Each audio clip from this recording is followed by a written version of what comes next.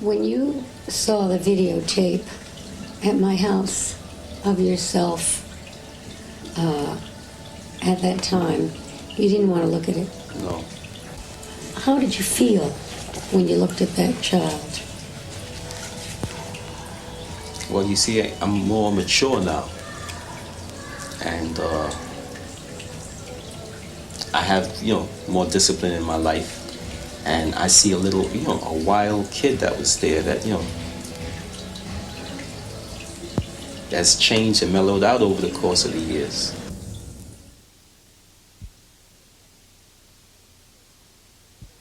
They tried to take over one of my division, but they didn't quite make it, and we killed 2 of their guys. They tried to burn down my clubhouse. We killed 2 of their guys. And 5 of their guys rolled up on one of the savage nomads. You know what they told them? Oh, we're going to give you hell, baby. We're going to give you hell. And they didn't even kill him.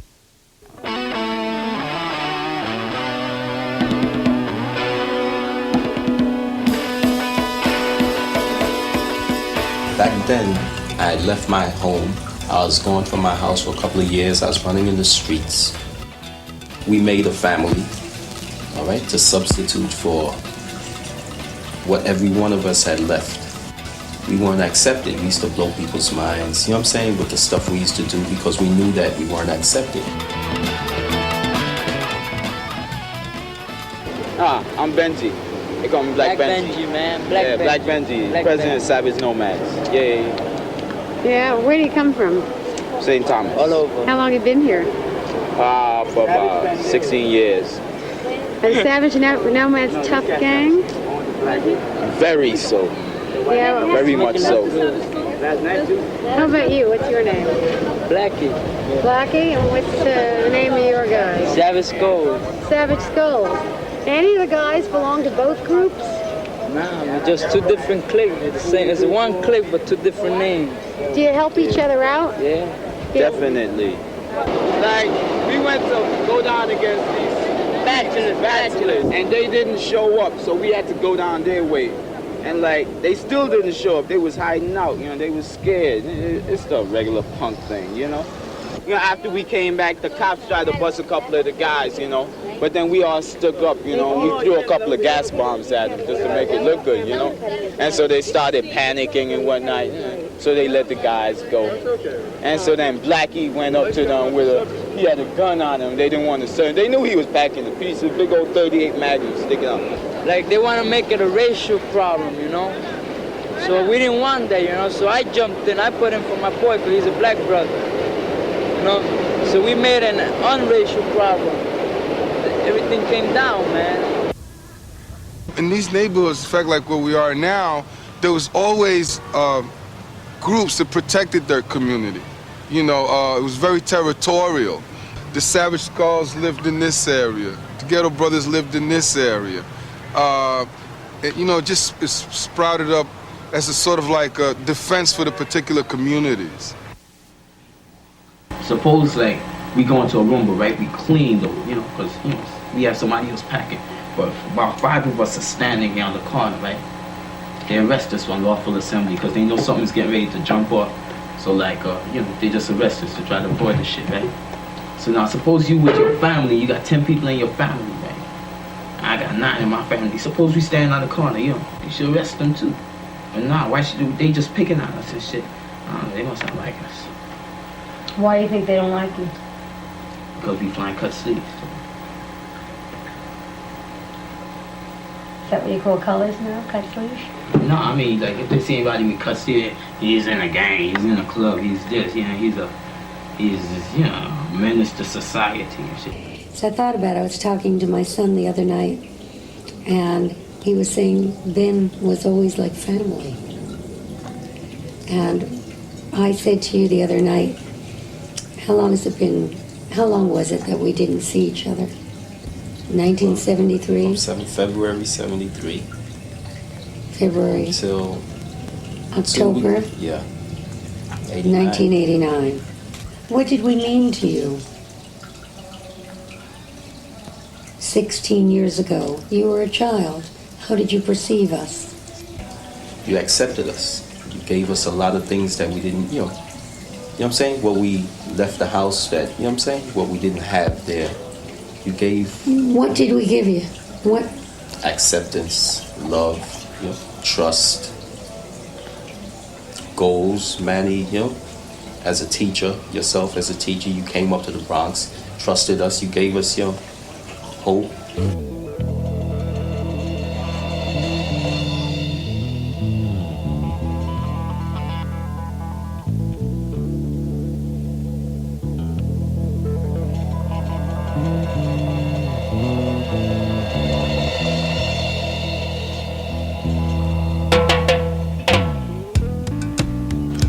My first teaching job in New York City was in the South Bronx.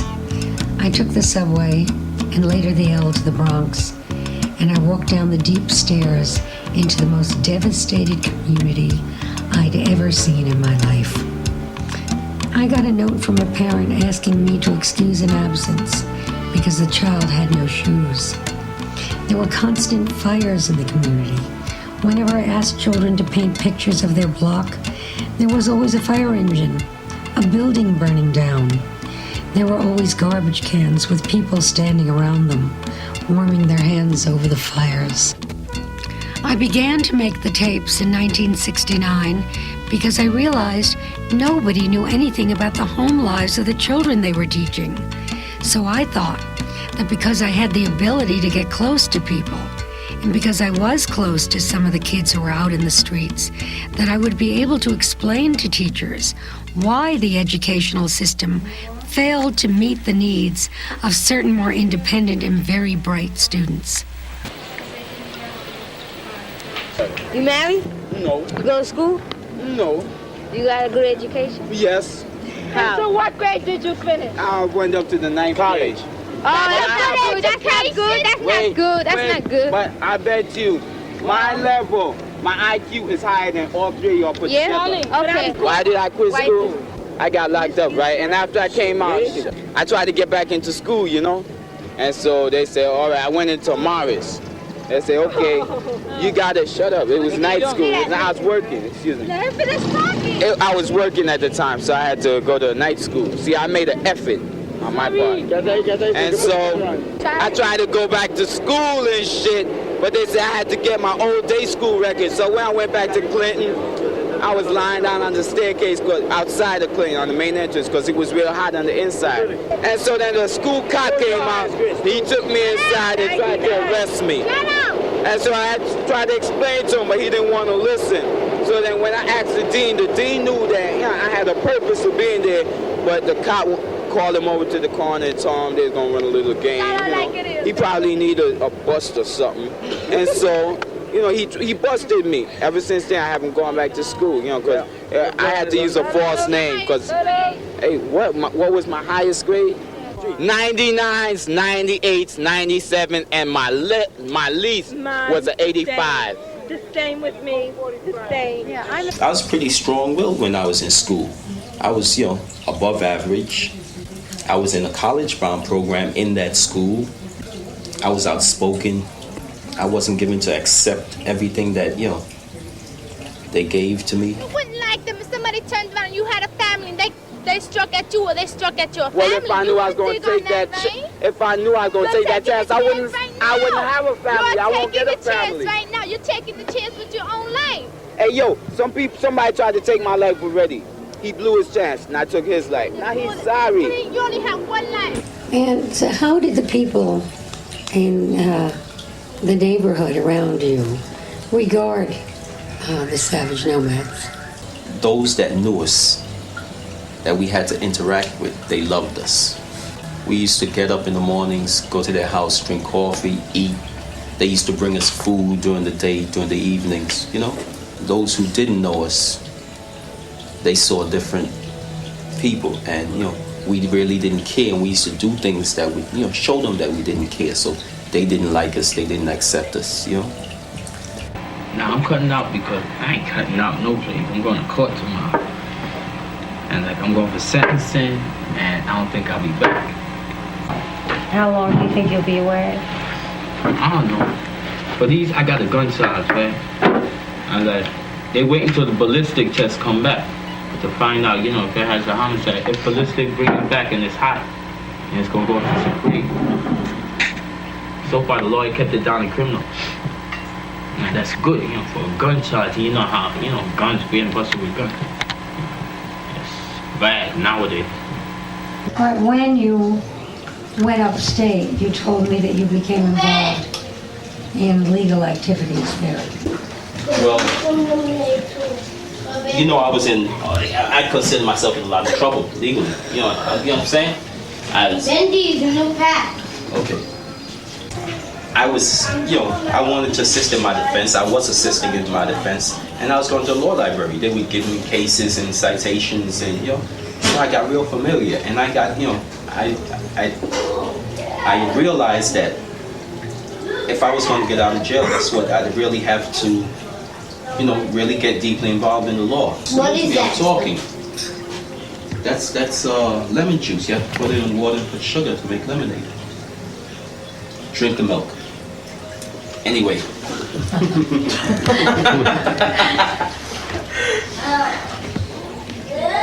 I started giving those courses. I gave the courses in Attica, Comstock, Sing Sing, Green Haven. A couple of different, prisons. Everywhere I used to go, the reputation preceded me. I was real good.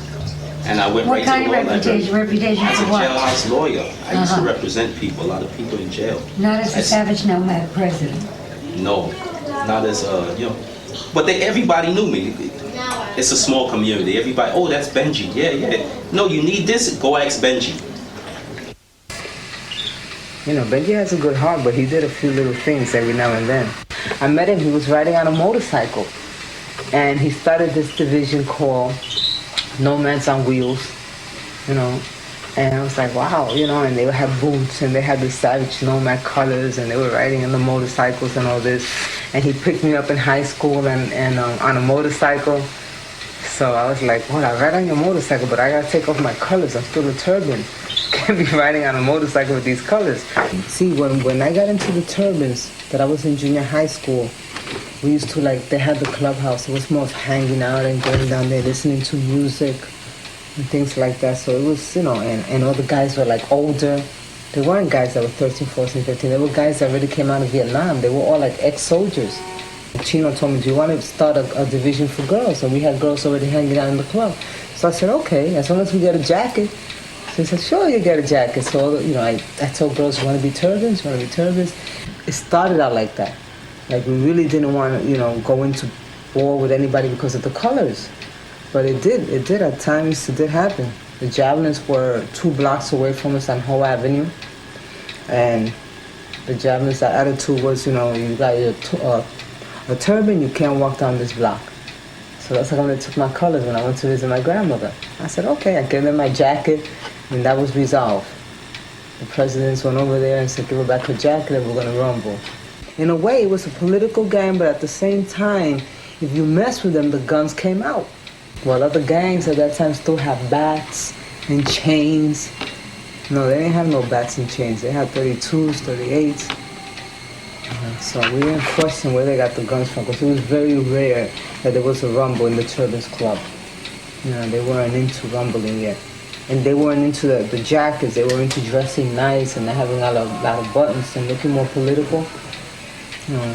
Then the rest of the guys, I never thought I would be a nomad. I said, oh, these nomads, these savage girls, and the way they look and the way they dress.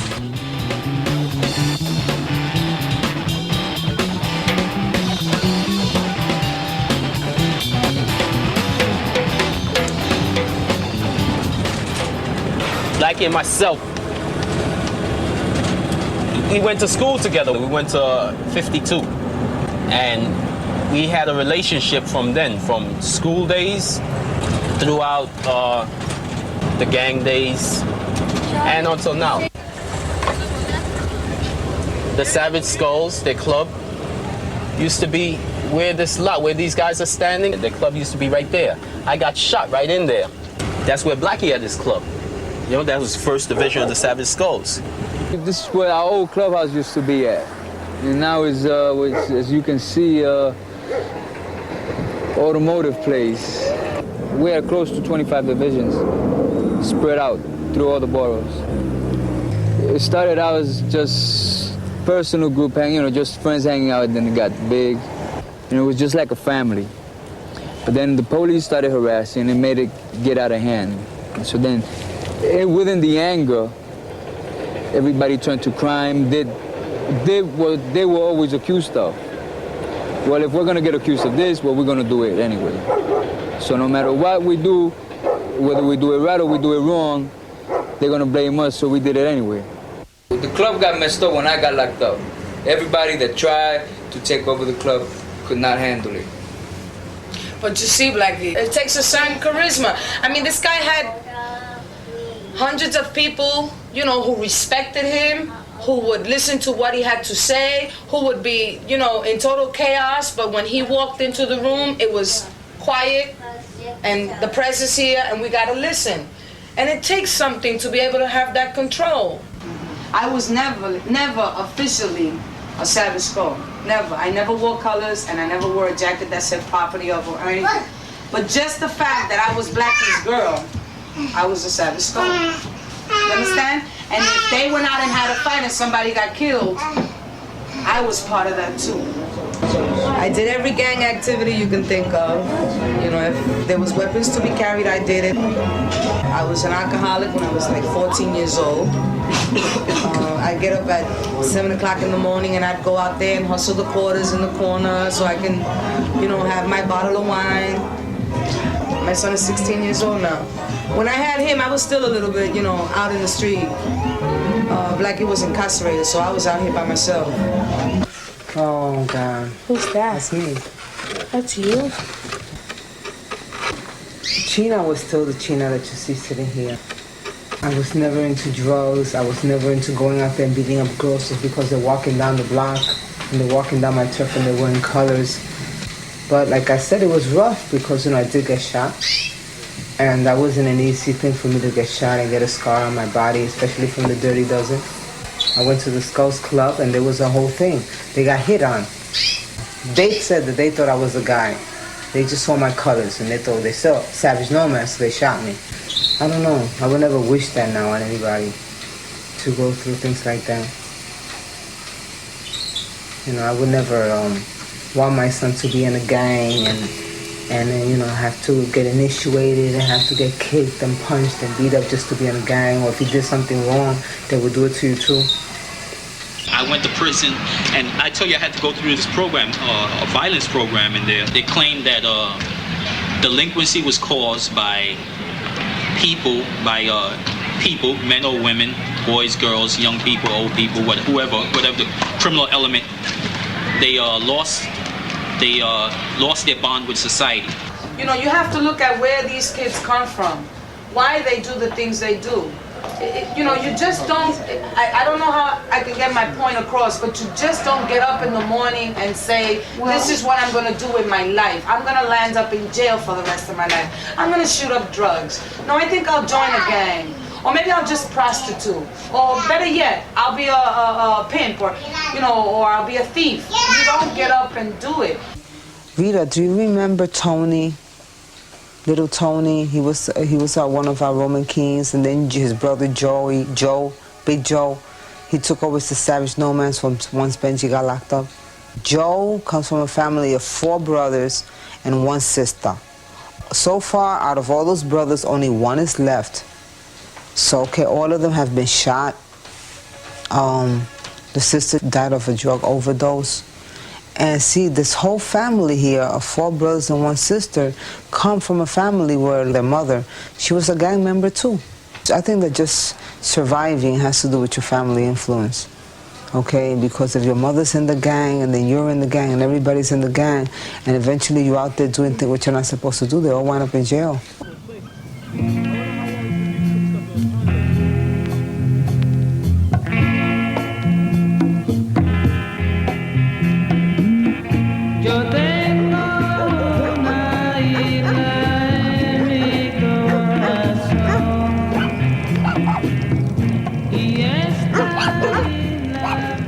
I was living in PR. I was 5 years old. My father had killed himself. Okay, all I had was my grandmother. I didn't know my mother from Adam. One day I'm in school, you know, on the recreational period, and this lady comes up to me, just snatches me out of the yard, and she says, "You're coming with me, I'm your mother." I said, "You're not my mother, you know, my mother's home, you know, I'm talking about my grandmother." Next thing you know, I'm over here in New York. Don't know what's going on here. They put me in a school, I don't even know English, and that was it.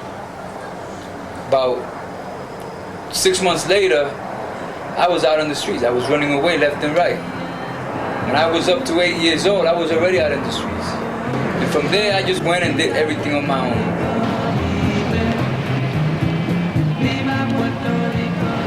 Tuvo sus problemitas, pero salió bien.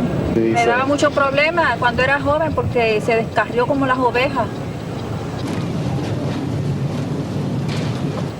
Cuando tenía como unos 13 años así, comenzó a irse de la casa, a tener mala compañía. Entonces yo me tiraba detrás de él a buscarlo. Cuando yo me cogía coraje le daba duro. Sí, le daba duro, ¿verdad? Yeah, with a black bat. Sí, yeah, had a black bat right there at the door. Dios mío, me ponía frenética. A él le pegaron 2 tiros. Sí, a él le dieron 2 tiros, otra ganga. Sí. Él precisamente ese día estaba en casa él. Y entonces yo le aconsejé que no se fuera, pero él se tiró y se fue. Y cuando yo vine a saber, él estaba en el hospital. Yo vine a ver qué pasaba, le habían dado 2 tiros. Y mataron dos. Sí. Hirieron una señora que ella murió. Sí. Y los otros los mataron en el acto. Entonces Felipe fue al hospital, le sacaron una bala. Se le quedó una adentro, pero después la devolvió. Las esperanzas que yo tenía era que él estudiara y que pudiera llegar a ser alguien en el mundo, ¿ves? Sí, y bueno, es lo que todas las madres queremos con los hijos. Sí.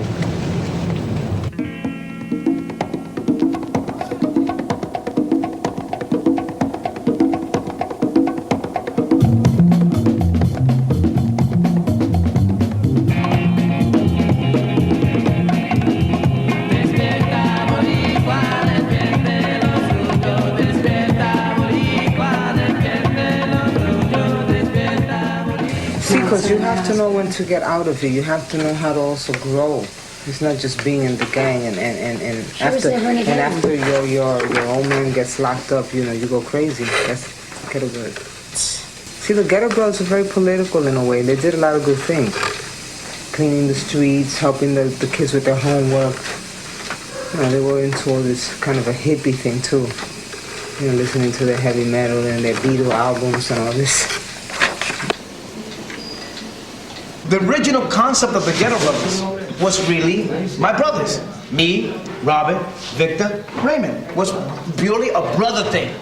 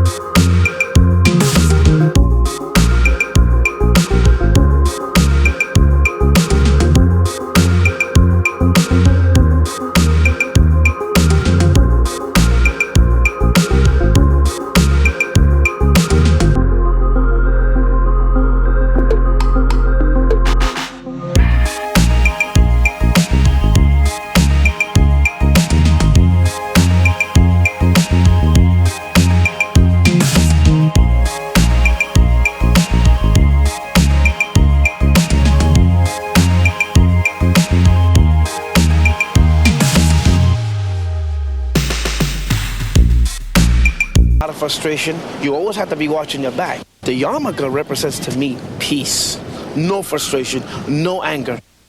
I was born in Puerto Rico. My great-grandparents came from Asturias, northern Spain. From my mother's side, they came from Old Castillo. That's an old city, all Jews lived there at that time, from there, Toledo, and all these great cities. And they were both families of Maranos. The word Marano in Spanish is a derogatory word, it means pig. these were Jews who were converted to Catholicism because a lot of them didn't want to leave Spain. They became Catholics in the outside, but in their hearts they remained Jews. In the 16th century, many Marano Jews went into Puerto Rico. Benji, we met him here in a synagogue in about, I would say, in the 1970s. I remember that he just came into the synagogue and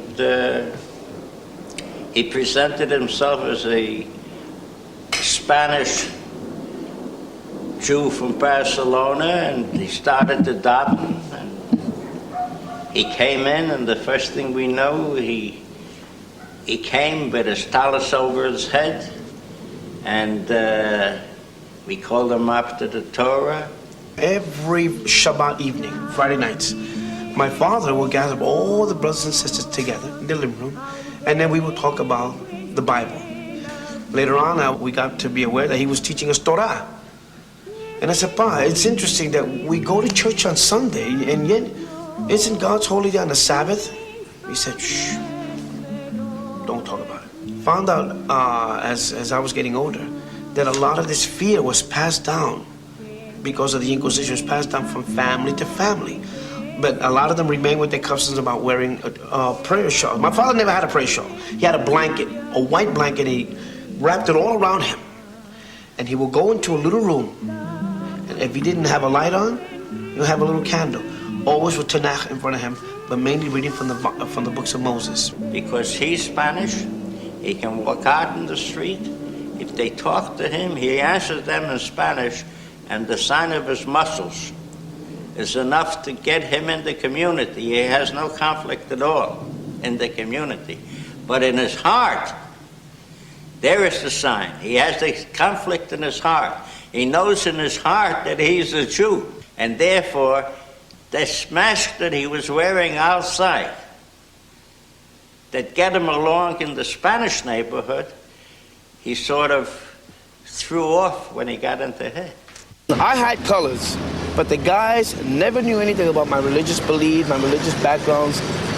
Benji, even the guys found it peculiar that I've never allowed no members of the gang to wear German swastikas on their uniforms. Why? We're supposed to be an outlaw gang. All of us, we gotta look mean. We have the skulls with the swastikas. We never believed that. They never asked why. Some members were suspicious. Benji's too religious. They used to call me the preacher.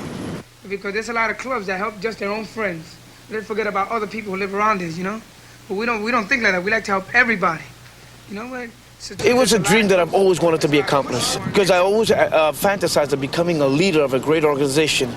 But then I didn't realize that I was the leader of a very gang that caused a lot of destruction, a lot of hurt in people in the community.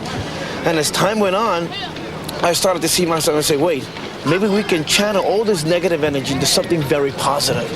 We started to change our image from using our hands and hurting people to doing something constructive, like fixing people's cars, fixing people's apartments, painting people's apartments, helping people walking up the block.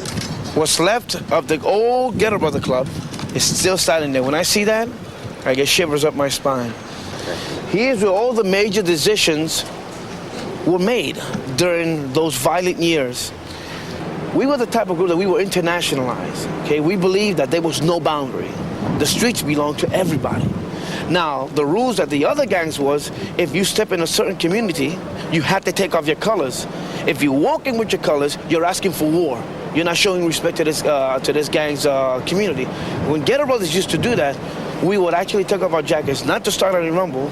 Before we even do that, I'll even talk to the president and let him know the relationship with the Ghetto Brothers doing in the community. We were one of the only groups that they allow us to walk in their community with our colors on, because they knew we represented peace.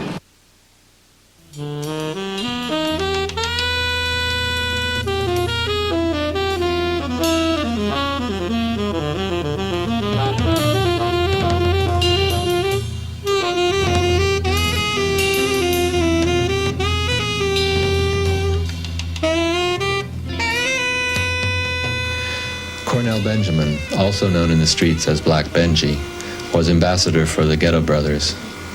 He was beaten to death when he tried to intervene between two other gangs.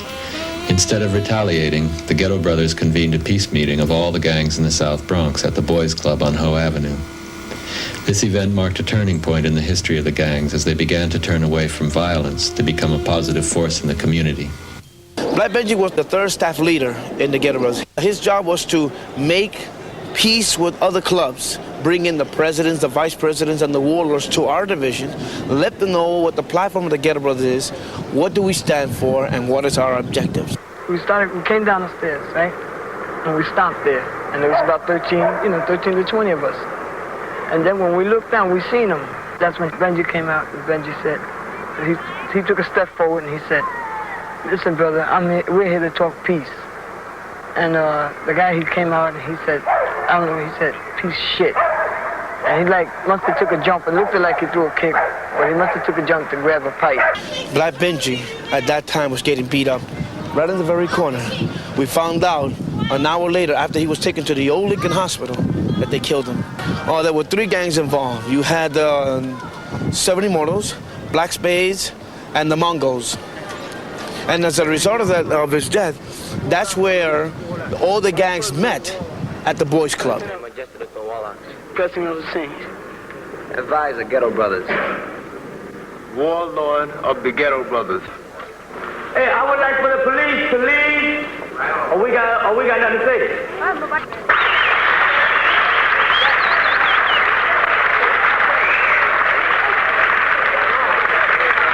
Know when we came to your turf, man, when Black Benji died, man, that's when we came to your turf for Static, man. I'm gonna tell you what's happening now, because all this shit is bullshit, man. You see, because wow, man, we didn't have no Static with you people, man. All we did is ask you people for the colors, man, and you people didn't give us our colors back. When we have Static, man, we settle out among ourselves, man, because wow, we got to live in this district. The whitey don't come down here, man, and live in the fucked up houses, man. The whitey don't come down here, man, and have all the fucked up fucking no heat in the fucking winter time, you understand? We do, Jack. So therefore, wow, we got to make it a better place to live, you understand? Newspaper people will walk up to, what are you guys gonna do? And here's how the media works, you know? And then he got members of my club and members of other gangs. Benji, what are you gonna do? Are we gonna take revenge for the death of Black Benji? I said, no, we're not. Would you believe that members got angry at me and some even threatened me? I said, to take revenge will make Benji's peace no, it will mean nothing. We'll make it void. Even though we had colors, we were a gang, we'd never look for trouble, man. I could understand if they beat up Benji, but killing him is another thing. You took away one of our brothers' lives, man. And we were right down at the funeral looking at him, saying, I wish the Immortals, if they were them, to see what it is to take away one of our brothers' lives. You don't want us to become a gang again, right? Because I know you, right? Don't I know you? You was up in the meeting and you told me, Benji, I want to get out alive. Didn't you tell me that? Benji didn't get out alive. Benji died. They took away my brother's life, man. The thing is, we're not a gang anymore. We're an organization. We want to help black and Puerto Ricans to live in a better environment. That's how a lot of gangs got together as a result of the death of a brother who went out to make peace and not war.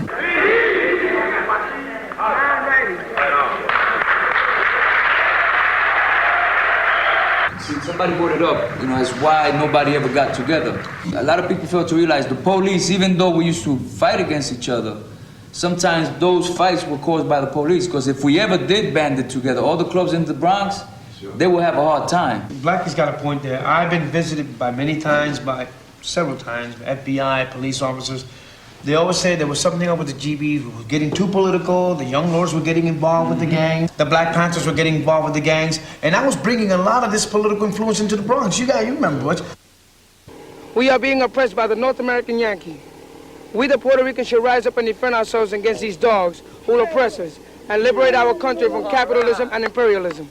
The North American is trying to steal our identity as Puerto Ricans and call us Americans.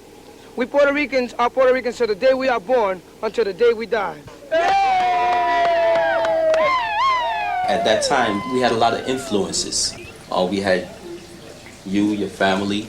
We had the times. This was early 70s. It was a time of change. We had a lot of things coming at us. We wanted to change the social order. Remember when we first met, Jose Torres and I, the first thing he asked us, he says, so Benji, what do you represent? I said, well, we're the Ghetto Brothers. Is that a gang? I said, well, what's a gang? And we're changing ourselves into a political organization. He said, no, what do you guys believe in? Complete independence from Puerto Rico.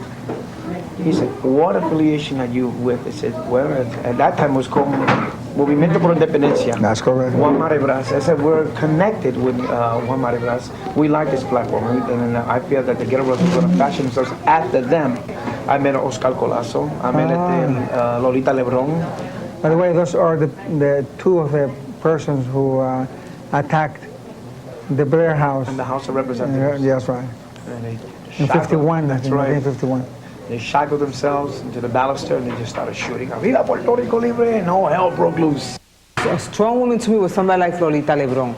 Okay, because Rita Lebron was from the Seven Nationalists, which was a political group that woke up in Puerto Rico, and I found her to be a good role model because she was a mother, she was struggling, and she wanted her island to become something better, okay? The children in the island, more education, more centers, more places for the kids. I used to go to Puerto Rico every summer and stay with my father, my grandmother, my sister. My sister graduated first from law school. I learned a lot from her and her crew from the college because she went to the University of Law and everybody there was like a nationalist. She was always for the freedom of Puerto Rico. So her thing was that Puerto Rico is an oppressed country because of the white man.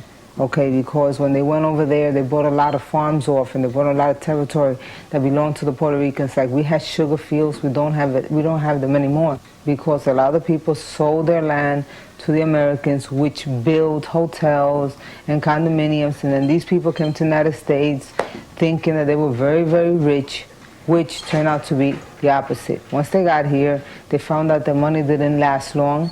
They winded up in the ghettos, which we call barrio, and then finally at the end they had to go to public assistance. And my sister got to go to Cuba, and she met Castro. My father was against that. Over there, that's like being a rebel. My father is very Republican, and my sister, she was a nationalist, so he had a fit. In her room, she had a picture of a Che Guevara, and she had another one, Aviso Campo, and you know, all these things. He just hated it. He just said, oh, put the picture somewhere where nobody sees them from the windows.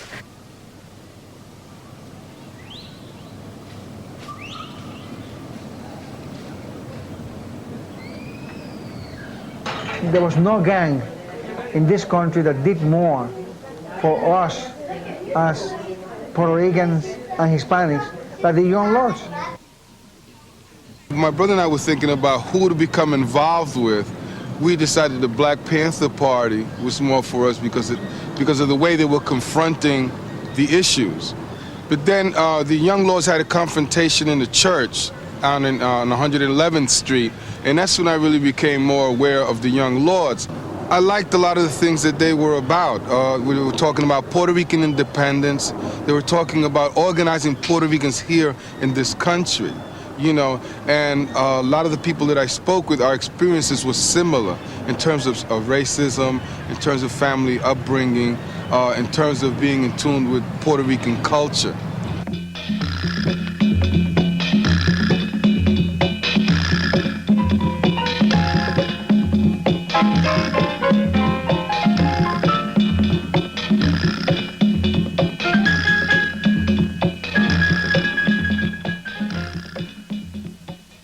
Let's say if we're down here and I look up and I see this whole line of savage skulls.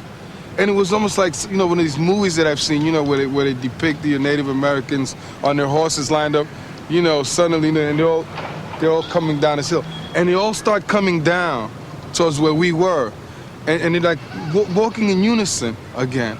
And again, here's this feeling that's like, you know, like the reinforcements are here. You know, I was under the impression that this was happening for the first time.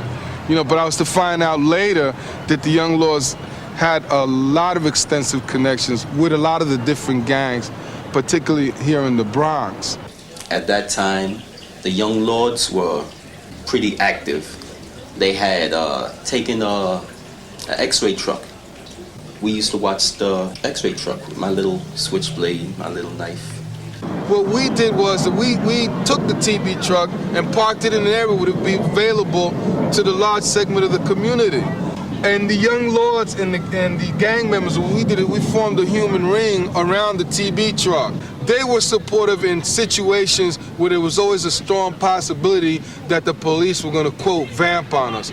I think it was a great moment of education for Puerto Ricans as a whole here in New York. And I think that we mature unbelievably in those 6 or 7 years that the Young Lords were very active.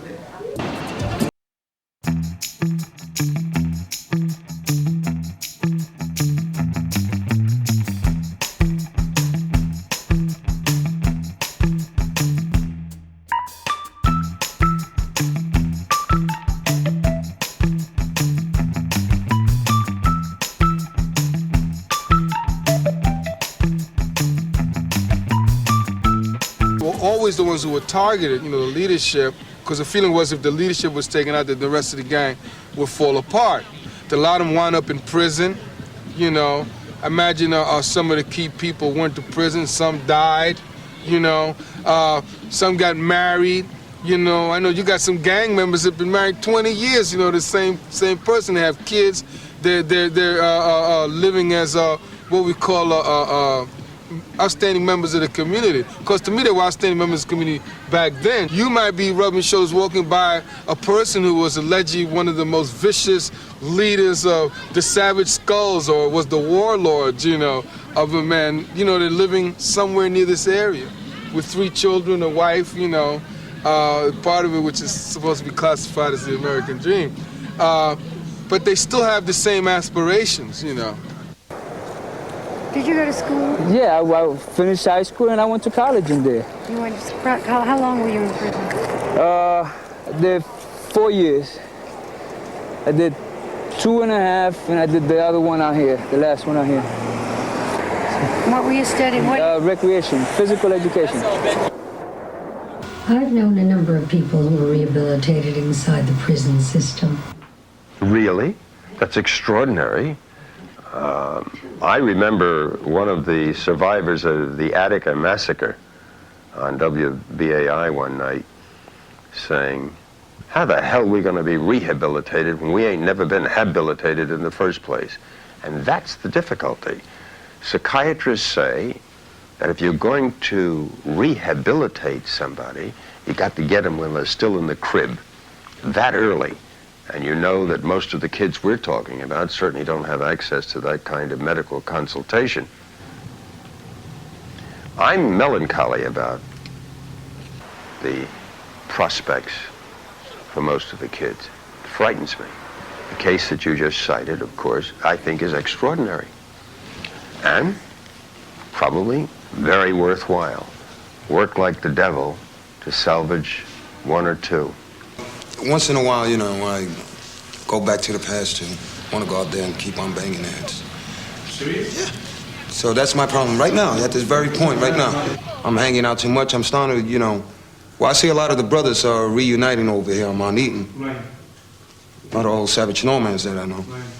And maybe I get a flashback. I don't know what it is. I just want to go out there and hang out.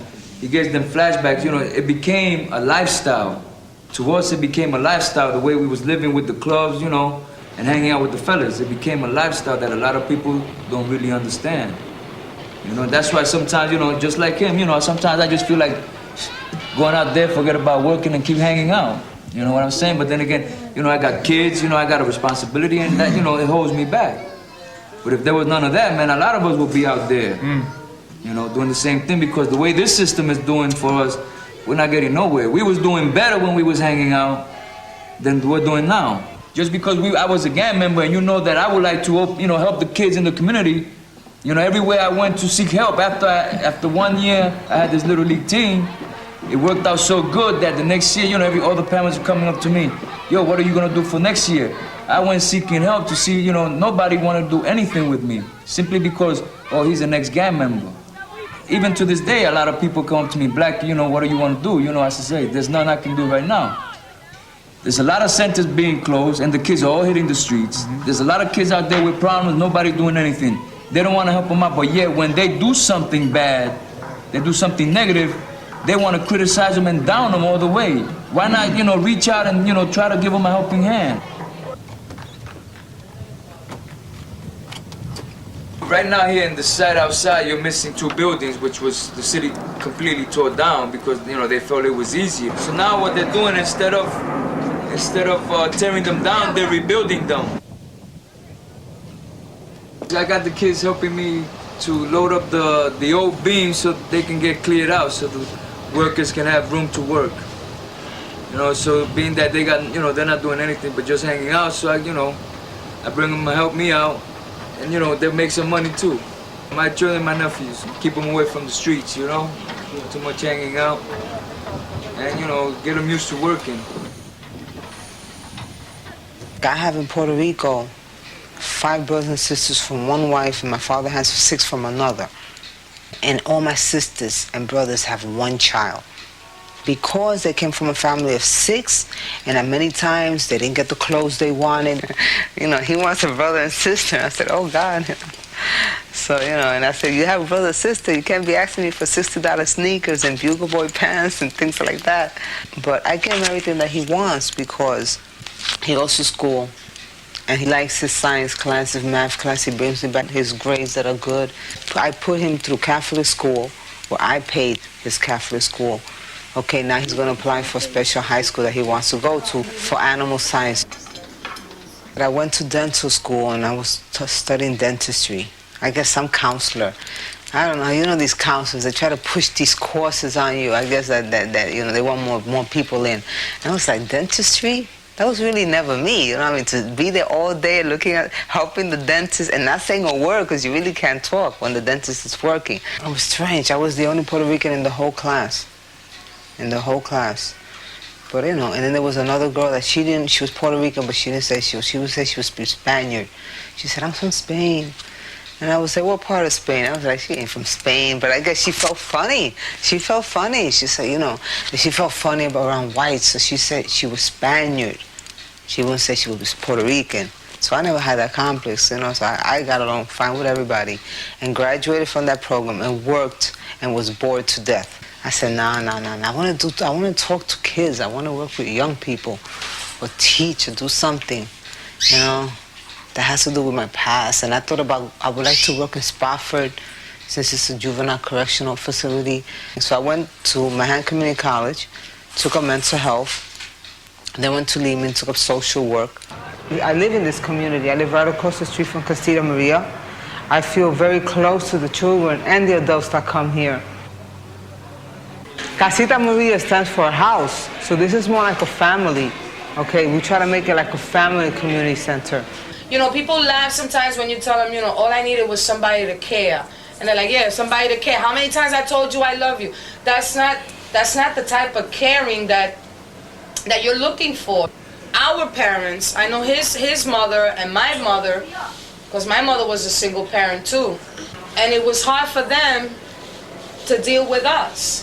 I had a hard time trying to deal with my kids. It's just that because I went through these hard knocks, I've learned and I've promised myself that I would not do this with my children. Although, if one of my children decides to join a gang, I can understand why.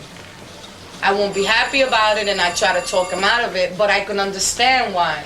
Everybody believes that the gangs are all gone. They're not all gone. It's just before it was gangs, cliques, whatever you want to consider us at that time. Now they're posses.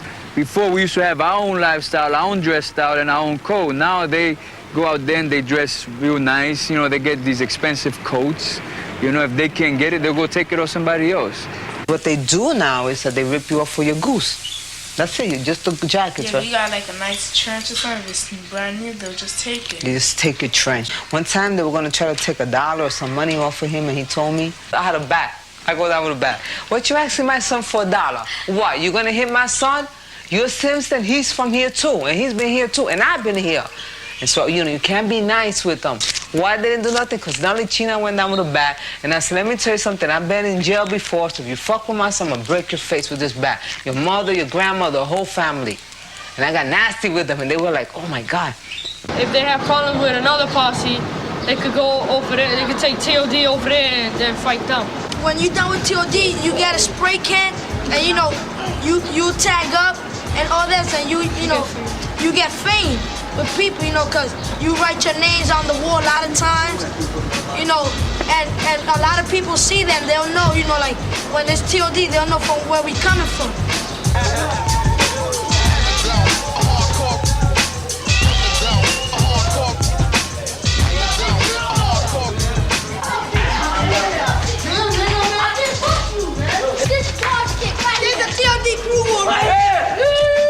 These are all the members of TOD crew. All this right here, this is the list, TOD crew. Going down, it's on the sides, everywhere. The mighty Bronx. This is our hangout. This is a place where all the thought. Why did you form a posse to begin with? Yeah, we got tired of all this stuff, you know, pushing us around, so we just said... So we just made a posse, you know, we just gathered around.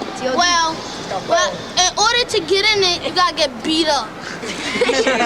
And then, after that, then you be down. You know, instead of taking it out and fighting, you do it by games, you know, by having, you know, well, yo, man, we meet you in the handball court or in the basketball court, or we'll do this. You know, that's how you do it, man. Because you don't know what's out there. They might come over here, you might end up in the hospital. Or you might do something to one of them, and then what? You're gonna end up in jail doing what? Time. Well, I think now it's worse, because they'll go upstairs and get their guns, and you could even end up, you know, in a funeral home. What kind of guns you talking about? Like automatic, 35, shotguns, 25, double barrels. If a guy, he got new sneakers, and you step on him, right away he want to kill you. Yep. See, what you got here is two different posses, just, you know, 2 blocks away. Now, if we can get these two groups together, then what's to say that we can get the other groups together? Maybe, you know, if we show the other blocks and everybody else that we're doing something about it, and if you want to participate, you got to bury the hatchet. We got to show them that we're here to do something for ourselves, not kill each other off. These were very bright young people who, if born into other families, could have been senators, congressmen, and community leaders. Instead, that energy was taken into the streets. When I went back to the Bronx, it was so wonderful to see my old friends and to see their personal achievements, despite the difficulties of youthful lives within poverty and violence and limited opportunities to achieve educational potential and work that is satisfying. It doesn't feel like the end of life as long as people have begun to empower themselves. I see attitudes of empowerment, and I know things have changed. Ex-gang members that have run into. It's very interesting, but most of when I talk to them, they're either social workers, they either work in a drug rehabilitation program, they either work in a school, or they either work in counseling. I think about basically they're still within the community as social workers.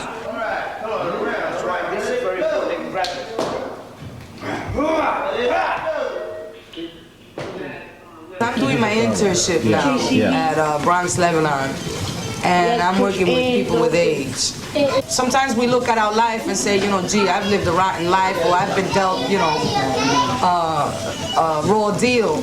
But maybe it was given to me so that I can give something back, so that I can be somebody in this world that'll be able to deal with those, you know, who are either going through or have been through what I've been through.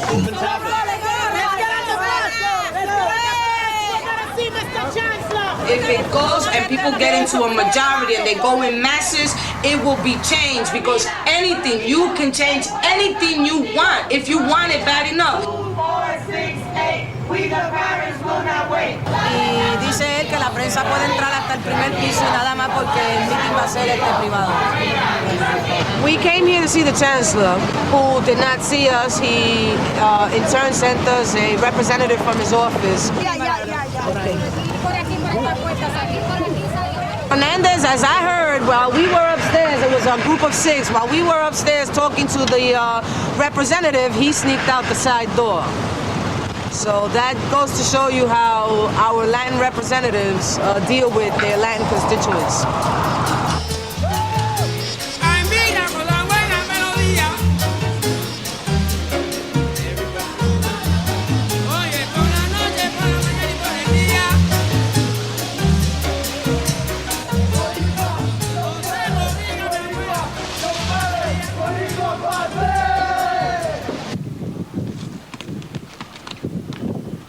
Ever since we broke up the TOD, like last time y'all were here, we were down with TOD. Since we broke up, it's been hard for us. Like, people look trouble for us. And since we don't have no more TOD, well, we can't find nobody to help us or to watch our backs. It broke up because a lot of problems used to go to the press of the TOD. That's Big Blue. So slowly by slowly, he was dropping people because there's too many problems out in the street and he don't want none of us to get hurt. The summer, you could stay out late and your friends be out there and they could, if anything, protect you. But if you're outside, you know, on your own in the winter, somebody could come, you know, rob you, beat you up, or even stick you up, put a gun to your head nowadays, you know? Little kids with guns and, you know, like having wars against other people, killing each other. You know, in memory of Black Benji, for the things that the young brother did, it would be nice, man, if somebody out there, you know, if we can just get together and get a building, put all the energies of guys like... Put all ex-gang members. Right. And we can have those kids out in the community. Maybe we can get them back into school, get the education that we didn't get, you know, and have a man do better than what we're doing. We can show the kids, we are like flashlights. We show you the way. Don't go to that side, brother. This is the way. We've been there before. We're preparing you for a better future. You don't need to go back there. You don't need to hire teachers from California. You don't need to hire teachers from way out yonder. You got them right here. I want people to say the Ghetto Bros has done something. I want my child to say when he grows up, well, my father's done something for society. See? And I want things to change, man, because I don't want to be living in the South Bronx where everything is messed up. I don't want my son to be walking in glass streets. I don't want him to live in a building that's all messed up in the ghettos. I want him to live in a good environment.